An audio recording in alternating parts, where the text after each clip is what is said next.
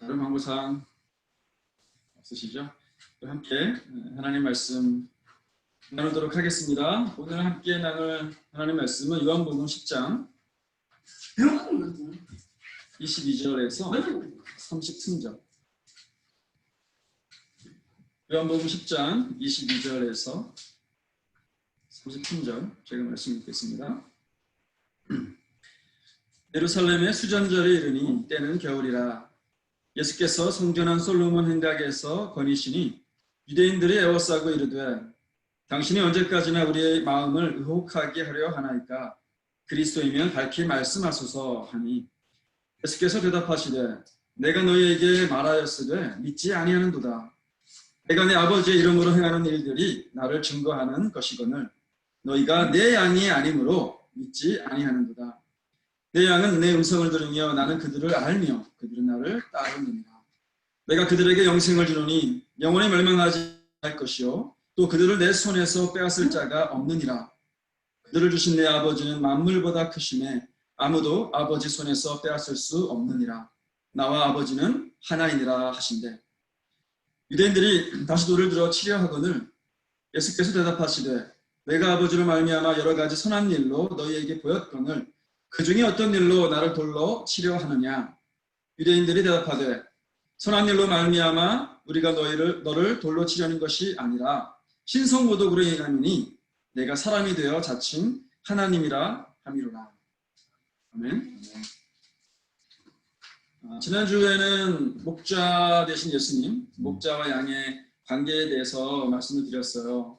목자를 통해서 우리에 들어가고 나가야지만 양이 안전하죠. 생명이 보장되어지고 또 생명을 풍성하게 할 수 있는 꼴을 얻을 수 있다고 그랬습니다. 우리에게도 마찬가지죠. 예수님을 통해서만 영혼의 생명, 즉 구원을 얻습니다. 또 단순히 구원만 얻는 게 아니라 우리의 영혼이 주님이 주시는 기쁨과 또 평강과 만족함으로 풍성해질 수 있어요. 그것이 목자 되신 예수님께서 이 땅에 오신 이유이고 우리에게 행하시는 일들입니다. 이 비유를 마치신 후에 예수님이 고향으로 돌아가지 않으세요. 그냥 예루살렘에 머물러 계십니다. 그리고 오늘 본문 22절이 시작이 되어지는 거예요. 예루살렘의 수전절이 이르니 때는 겨울. 목자와 양의 비유는 초막절 때 하신 말씀이에요. 초막절은 가을 추수 기간이거든요. 그래서 9월 말이나 10월 초 정도가 됩니다. 근데 수전절은 12월 달에 있어요. 보통 12월 25일 날인데, 그러니까 겨울이죠. 오늘 본문의 시간적 배경이 수전절이에요. 그래서 이 수전절은 중요하긴 해요. 근데 이 구약율법에 명시되어져 있는 유대인의 3대 절기는 아니에요. 유대인의 그 역사 가운데 특별한 사건 때문에 만들어진 날이거든요.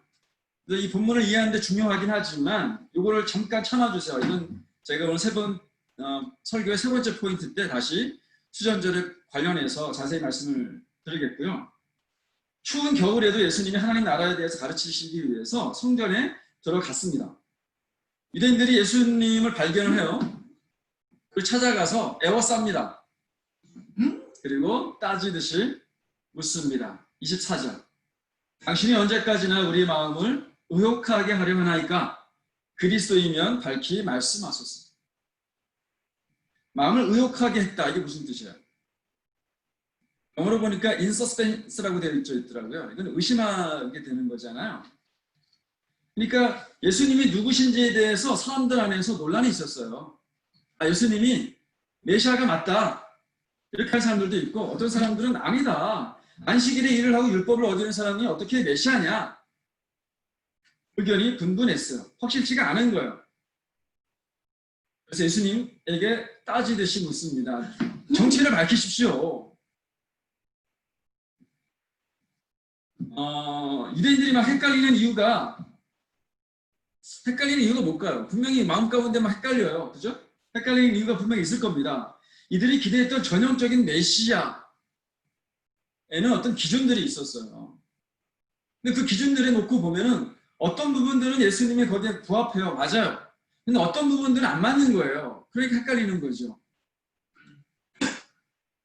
자, 이 사람들이 기대했었던 메시아는 정치적 군사적인 메시아죠.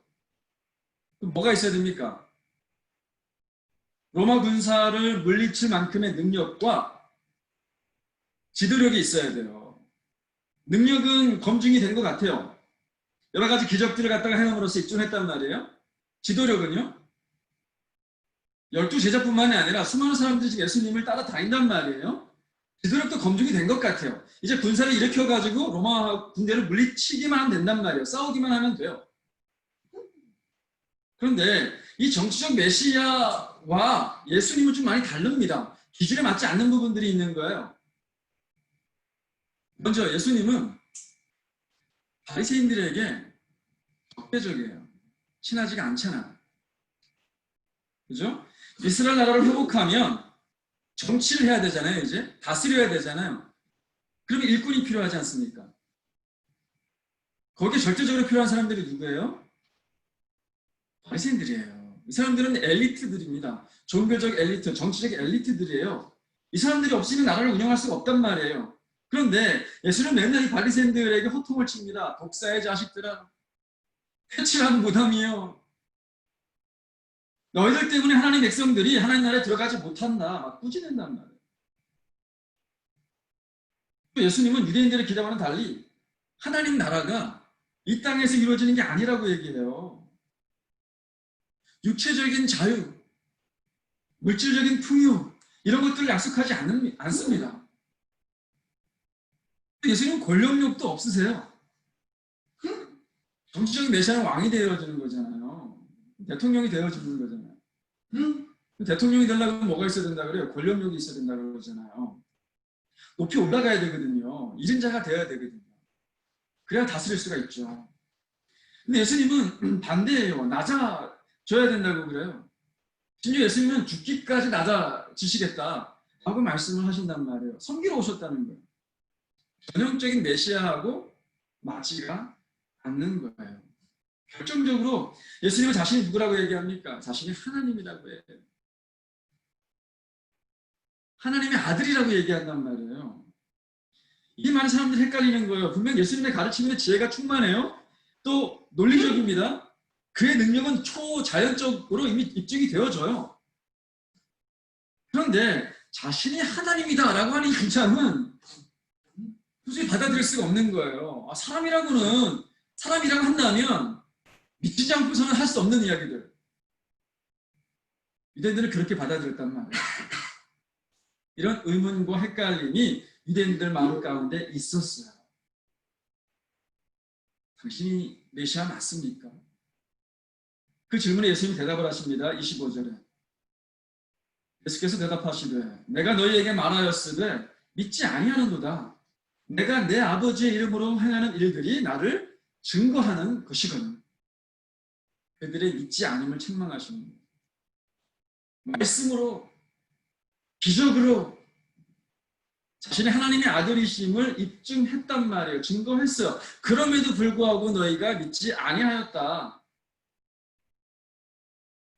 예수님의 말씀에 의하면은 유대인들 믿지 않는 것, 유대인들의 불신, 누구 책임인 거예요? 유대인들 책임이죠. 유대인들 본인 책임입니다. 그런데 26절에 예수님이 이렇게도 말씀하세요. 너희가 내 양이 아니므로 믿지 아니하는도다. 그들이 믿지 않는 이유는 양이 아니기 때문이라는 거예요. 여기서 우리는 구원에 대한 중요한 논쟁거리를 만납니다. 믿어서 양이 되는 겁니까? 아니면 양이어서 믿게 되는 겁니까? 어느 게 맞는 것 같아요? 내가 믿어서 양이 된다라고 하는 것은 인간의 책임, 인간의 책임이 강조되는 표현이고요. 양이니까 믿게 되어지는 것, 이거는 뭐예요? 하나님의 선택과 주권이 강조가 되어지는 표현이에요. 이 두 강조점에 따라서 신학이 양분돼서 발전이 됐습니다. 하나님의 주권을 강조하는 사람들은 누가 있습니까? 아주 먼 올해 4세기까지 거슬러 올라가면 어거스틴이 있어요. 또 이 어거스틴의 신학을 본받아가지고 루터와 칼빈 같은 개혁 신학을 갖고 있었던 신학자들, 하나님의 주권을 강조했어요. 근데 반대로 인간의 책임을 강조하는 사람들도 있어요. 대표적으로 누가 있습니까? 아미니우스라든지 존 웨슬리라든지 이런 사람들이 있습니다. 양쪽의 의견이 팽팽해요.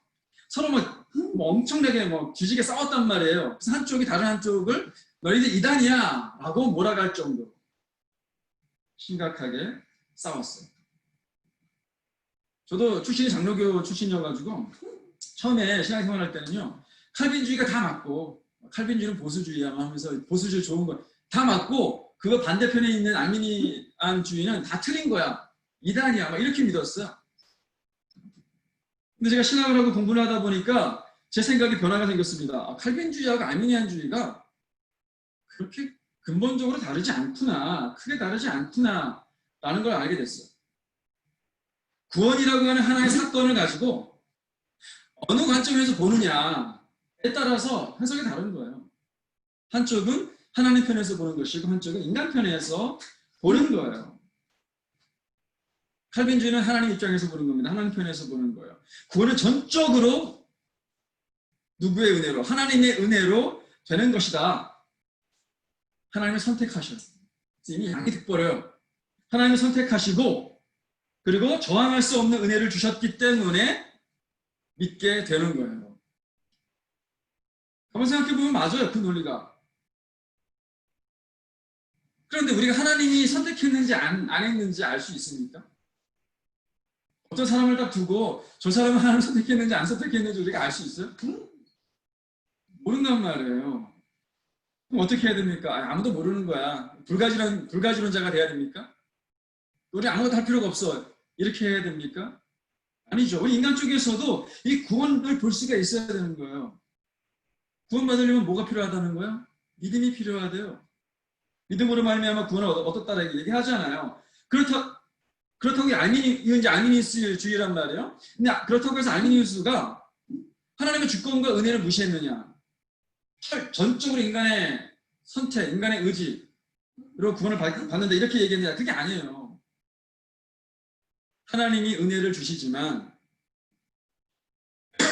그 은혜를 받아들여서 믿고 안 믿고는 인간의 의지에 달려있다. 이게 아미니우스의 주장이에요.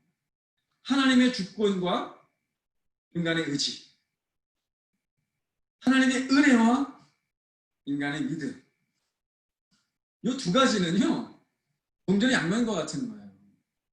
뗄래야 뗄 수 없는 관계라 이 말이죠. 그럼 어떻게 정리를 하면 좋을까요? 하나님의 선택의 유무를 우리는 알 수가 없잖아요. 그리고 어떻게 해야 돼요? 허락하신 말씀을 우리가 믿기를 선택하는 것. 하나님의 은혜를 주셨어요.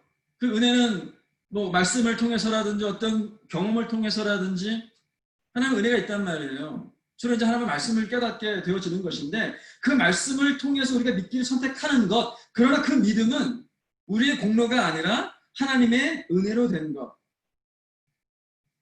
이렇게 정리를 해볼 수가 있는 거예요. 그러니까 믿음은요, 구원의 조건임과 동시에 구원의 결과예요. 구원의 조건으로 보면 뭐예요? 이건 아미니스주의예요. 근데 구원의 결과로 보면 뭐예요? 이건 칼빈주의란 말이에요. 그 믿음은 조건임과 동시에 결과인 거예요. 우리가 믿어야죠. 근데 믿고 보니까 뭘 알 수 있는 거야? 나는 이미 하나님이 선택하신 것을 알 수가 있는 거죠.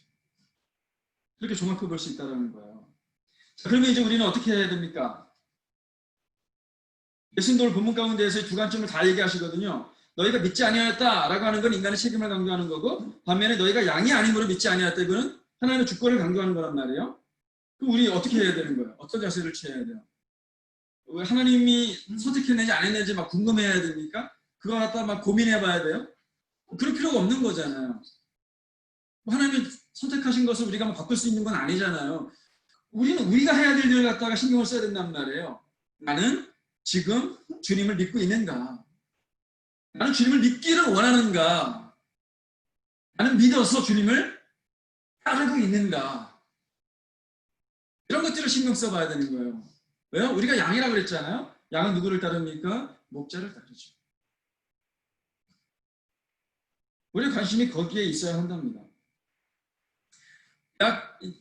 그 예수님의 배경에 보았을 때 약 세 달 전에 예수님이 양의 비유를 이미 말씀하셨단 말이에요. 근데 오늘 3달 있다가 이 수종자를 다시 양의 비유를 갖다가 꺼낸단 말이에요. 내 양은 내 음성을 들으며 나는 그들을 알며 그들은 나를 따른다. 사실 이 내용 3달 전에 예수님께서 이미 말씀하셨어요. 그죠? 예수님이 우리가 이 부분에 대해서 지난주에 이미 다뤘단 말이에요. 예수님이 이 말씀을 다시 하시려고 하는 의도는 아니었던 것 같아요. 28절로 연결하시기 위해서 다시 양의 비유를 꺼내 쓰려고 보는데 양들이 믿음으로 얻게 된 구원, 즉 생명이죠. 그 구원은 어떤 성격이 있는가를 알려주시려고 이걸 다시 꺼낸 것 같아요. 28절 말씀 보면 이렇게 말씀하시죠. 내가 그들에게 영생을 주노니 영원히 멸망하지 아니할 것이요 또 그들을 내 손에서 빼앗을 자가 없느니라. 구원의 안전성에 대해서 말씀을 하십니다. 양에게 생명을 주시겠다고 약속하셨는데 그 생명은 이 땅에서만 유효한 게 아니에요. 영원합니다. 죽어서도 영원해요. 또 그 영생은 우리가 죽었을 때 시작되는 게 아니에요. 믿었을 때부터 이미 그 영생이 시작이 되어지는 거예요. 그러니까 이 구원을 잃을까봐, 생명을 잃을까봐 두려워할 필요가 없다는 거죠. 여러분, 죄 지으면은 안에 구원 받았는가 막 이렇게 고민하시고 두렵고 낭망하고 그런 적 없었습니까? 근데 그럴 필요가 없다는 거예요. 어떤 이단들은 그렇게 얘기합니다. 구원을 잃지 않도록 매일 회개해라. 구원 빼앗길 수 있으니까 매일 회개해라. 공포감을 조장하죠. 근데 두려워할 필요가 없는 거예요. 예수님의 손에서 빼앗을 자가 없다 그랬어요. 구원을 잃을 수 있는 게 아닙니다. 예수님이 손에서 빼앗을 자가 없다라고 했는데 그 근거로 뭐라고 하십니까? 29절에 그들을 주신 내 아버지는 만물보다 크심에 아무도 아버지 손에서 빼앗을 수 없느니라. 나와 아버지는 하나이니라. 천지를 지으시고 우주를 주관하신 하나님보다 더 큰, 더 높은 그런 피조물이 있나요? 없잖아요. 그 하나님이 바로 나다. 그러니 너희는 안전하다. 물론 우리가 죄를 지으면 회개를 해야죠. 이미 구원받았다 그래가지고 우리 삶 가운데에서 짓는 죄들까지도 신경 쓸 필요가 없다. 또는 회개할 필요가 없다. 그런 의미는 아니잖아요. 요한복음 13장 말씀에 보면은요. 예수님이 제자들의 발을 씻기세요. 그때 베드로가 어떻게 주님이 내 발을 씻길 수 있습니까? 절대 안 됩니다. 내 발은 이 세상에 가장 더럽습니다. 그렇게 거부를 해요. 그때 예수님께서 뭐라고 그러냐면 내가 너를 씻어주지 아니하면 네가 나와 상관이 없느니라. 상관이 없다 그러니까 베드로가 이렇게 하면 안 되나 보다 해가지고 반대로 막 오바를 합니다. 그러면 주여 내 발뿐만 아니라 손과 머리도 씻어주시옵소서. 그때 예수님이 뭐라고 그러세요? 이미 목욕한 자는 발밖에 씻을 필요가 없느니라. 목욕한 자는 이미 구원받은 자예요. 이미 구원받은 사람이에요. 예수의 피로 머리끝부터 발끝까지 깨끗하게 된 사람입니다. 그러나 하루를 살면서 더러워진 발은 씻어내야 한다는 거예요. 일상에서 지은 죄에 대한 회개는 구원과 관계가 없어요. 구원과 관계가 없이 회개해야 되는 거예요. 구원은요, 하나님과의 관계하고 연관이 있어요. 아버지와 자녀의 관계. 일상에서의 그 죄의 고백은 뭐하고 관계가 있습니까? 하나님과의 교제와 관계가 있어요. 교제와. 우리가 구원 받았어요. 관계가 맺어졌단 말이에요. 근데 우리 일상 가운데서 죄를 지을 수 있단 말이에요. 그럼 그 죄를 지었다 그래가지고 아버지하고 나의 관계가 끊어집니까? 한번 실수했다 그래가지고 하나님이 호적에서 팥버립니까? 아니에요. 여전히 아버지와 자녀의 관계는 유지가 돼요. 근데 뭐가 끊어집니까? 아버지의 마음을 상하게 했어요. 아버지를 대적했어요. 그럼 교제가 끊어지죠. 관계가 멀어지잖아요. 교제가 멀어지잖아요. 그 멀어진 교제, 끊어진 교제, 그걸 회복하는 것이 죄의 고백인 거예요. 그건 해야 되는 거예요. 여러분, 구원받았으면 확신을 가지셔야 돼요. 확신 갖는 게 왜 중요한가요? 왜 필요한가요? 예수님께서 양으로 생명을 얻게 하고 더 풍성히 얻게 하려 함이라 그랬죠. 예수님이 우리에게 생명을 주시는데 그 생명 간신히 그것만 그냥 간신히 겨우겨우 구원만 받게 하시는 것이 아니라는 거예요. 더 풍성히 주신다 그랬는데 그 풍성, 우리의 영적인 풍성인 거예요. 우리의 내면적인 풍성인 거예요. 정신적인 풍성인 거예요. 그런 것들을 누리기 위해서 이 확신이 필요한 거예요. 시편 23편 시인이 이렇게 노래하죠. 여호와는 나의 목자시니 내게 부족함이 없으리로다. 그 나를 푸른 풀밭에 누이시며 쉴만한 물가로 인도하시는도다. 이렇게 노래할 수 있는 이유가 뭐예요? 여호와는 나의 목자시니. 이 확신이 있기 때문이에요. 여러분, 확신이 없는데 목자 따라갈 수 있습니까? 확신이 있어야 따라가는 거죠. 구원의 확신을 가질 때 양으로서 누릴 수 있는 모든 특권을 누릴 수가 있는 거예요. 부족함이 없습니다. 위로하심, 인도하심, 공급하심, 그런 모든 것들을 누릴 수가 있게 되어집니다. 여러분, 구원의 확신을 가지시길 바랍니다. 구원의 확신을 가져도 되는 근거로 예수님이 30절에 나와 아버지는 하나다라고 말씀하셨어요. 이 말에 유대인들이 막 뒤집어지는 거예요. 발끈합니다. 31절에 유대인들이 다시 돌을 들어 치려 하거늘 예수님을 죽이려고 해요. 왜 예수님을 죽이려고 그러는 거예요? 33절 후반부에 보면 신성모독으로 인함이니 내가 사람이 되어 자칭 하나님이라 함이로다. 이들은 나름대로 율법을 지키려고 돌을 든 거예요. 근데 뭐를 보지 못했습니까? 그 율법을 주신 하나님이 바로 그들 앞에 있는 예수님이라는 것을 보지 못한 거예요. 여기서 아까 설명하기로 한 수전절에 대해서 설명을 해야 될 것 같습니다. 예수님을 돌려치려고 하는 이 행위는 이 수전절의 의미와 정반대가 되어져요. 이 수전절을 얘기하려면은 이제 고대 근동의 역사를 조금 설명을 드려야 되는데요. 가나안 땅이요, 굉장히 좋은 땅이에요. 지중해 해안가에 있잖아요. 젖과 꿀이 흐르는 땅입니다. 근데 뿐만 아니라 북쪽과 남쪽을 잇는 굉장히 요충지예요. 강한 나라들은 무조건 여기를 점령을 해야 되는 거예요. 그래서 이 분열 왕국 이후에 어느 나라에게 망합니까? 아수르와 바벨론에게 망하죠. 바벨론 이후에 어떤 나라가 점령을 합니까? 페르시아가 점령을 해요. 페르시아 다음에 누가 점령을 해요? 알렉산더가 이끄는 그리스 제국이 들어섭니다. 그런데 알렉산더 대왕이요, 금방 죽어요. 33살에 죽잖아요. 그 후에 그리스 제국이 세계로 쪼개져요. 그림 한번 보여주세요.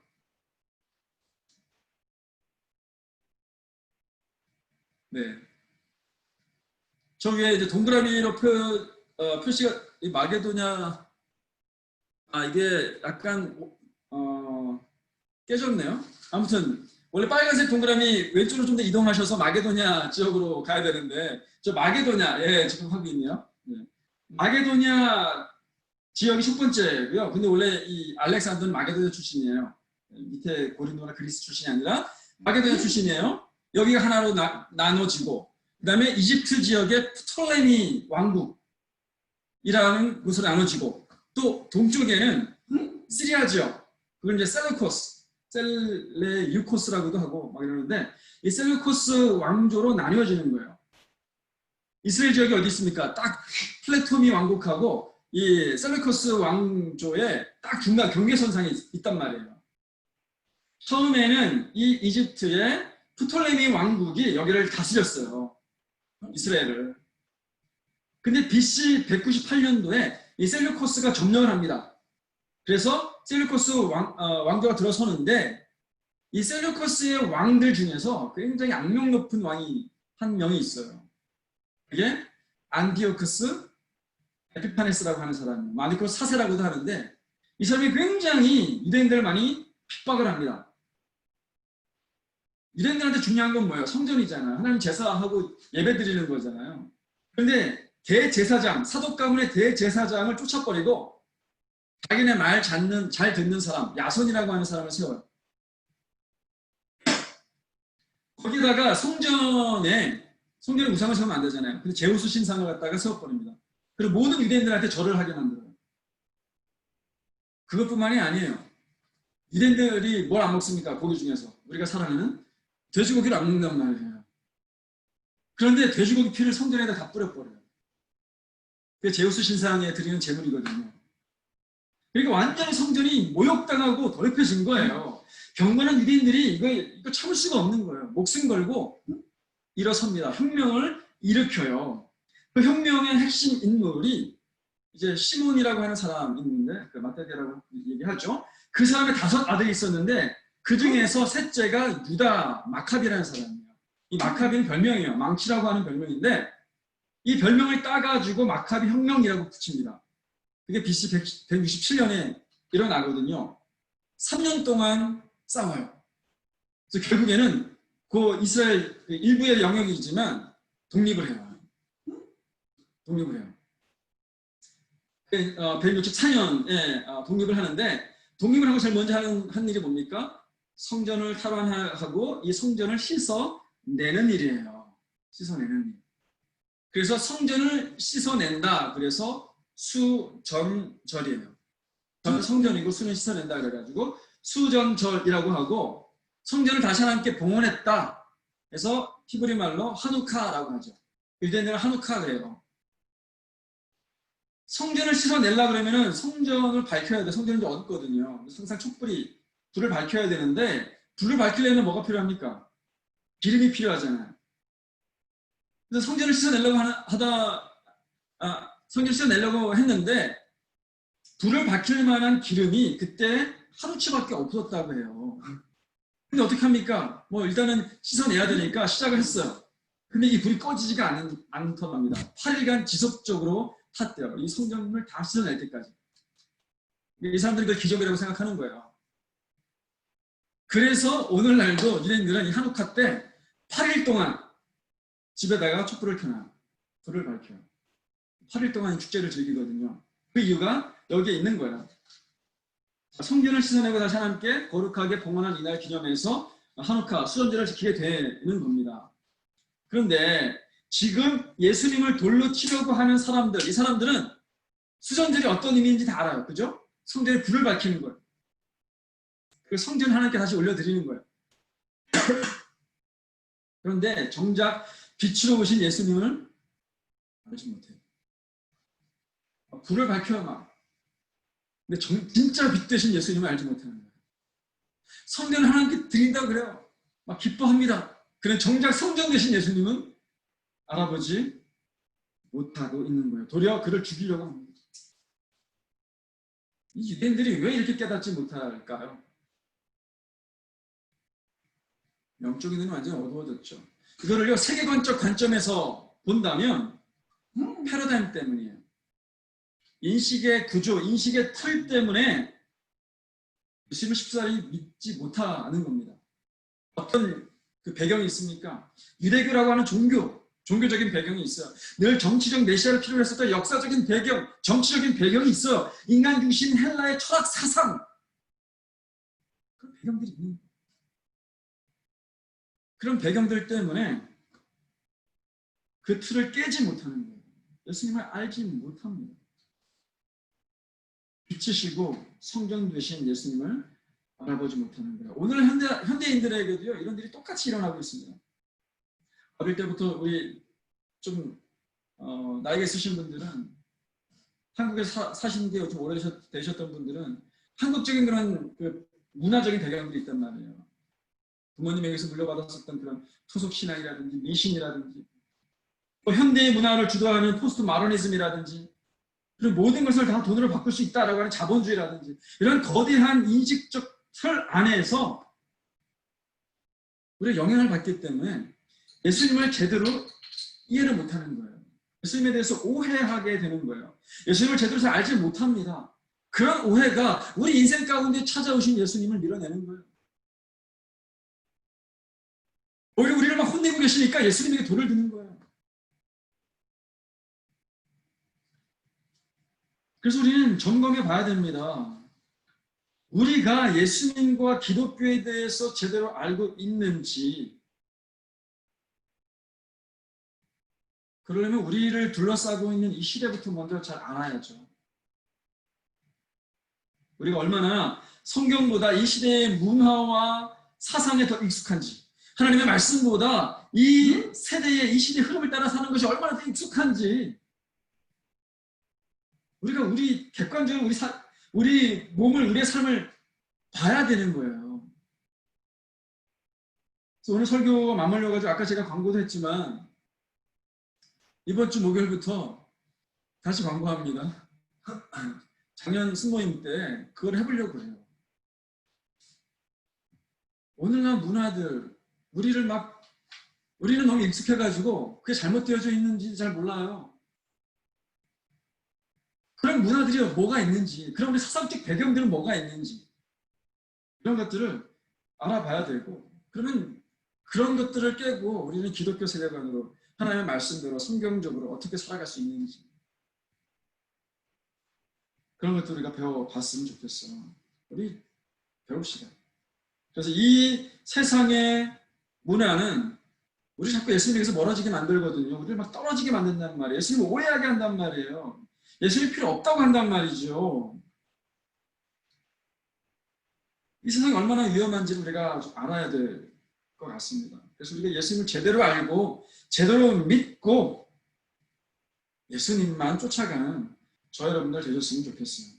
이번 한 주간도 주님만 쫓아가기 때문에 오는 주님의 인도하심과 공급하심과 위로하심, 그런 것으로 가득한 복된 한 주간이 다 되어주시기를 주님의 이름으로 축복합니다.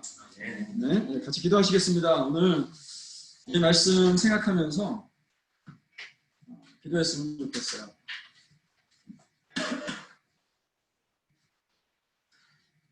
이 오늘 말씀을 삶들 가운데 어떤 의미가 있는지, 혹시 우리들 가운데 구원의 확신이 없는 분들도 아마 있을 거예요. 늘 불안하고 내가 죄짓고 헤매고 잠깐 예수님 떠나 있으면 내 구원받지 못했나, 이렇게 흔들리는 사람들도 분명히 있을 겁니다.